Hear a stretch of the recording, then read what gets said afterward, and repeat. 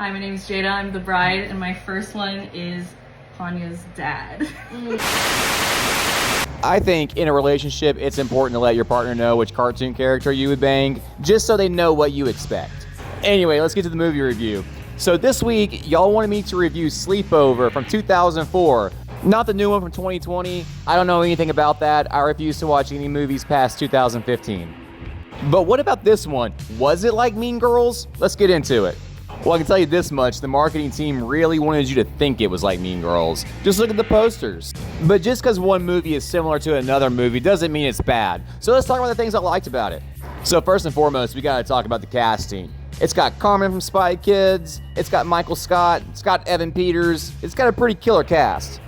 Evan Peters was by far the best part of the movie. If y'all want to know how I was before high school, that's how I was. In fact, I can look at him and his group of friends and just smell them. I know what they smell like. I want to add in one other connection I have to Evan Peters. Back when American Horror Story Cult came out, he played a character named Kai, and around that time I had, let's call it a vibe.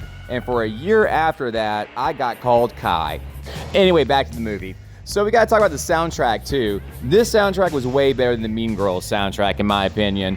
Although Mean Girls didn't have a bad soundtrack, it was mostly pop music that was kind of meant for everybody. But in the 2000s, pop punk and skater punk was actually really huge, and this movie kind of shows that. In fact, I was pretty impressed they got Alkaline Trio Carbon Copy's Alistair to play their little dance thing in the movie. Alright, we gotta talk about my favorite scene in the movie. So the kids have to get into the dance, but they don't have any tickets, so they have to convince the door lady to let her in.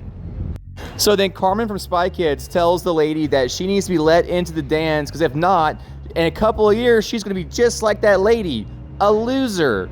And then the lady just lets her in, and I think the next time a door guy at a concert gives me any kind of shit, I'm just gonna be like, hey man, you gotta let me in or I'm gonna be a loser just like you, and just kind of see how that goes. But all in all, it wasn't a bad movie. Very 2000s, but let's really answer the question you all want to know. What is a superior movie? Is it Sleepover or is it Mean Girls? And I'm gonna be honest with y'all, it's Jawbreaker. 1999 Rose McGowan can I want to thank you all for tuning in.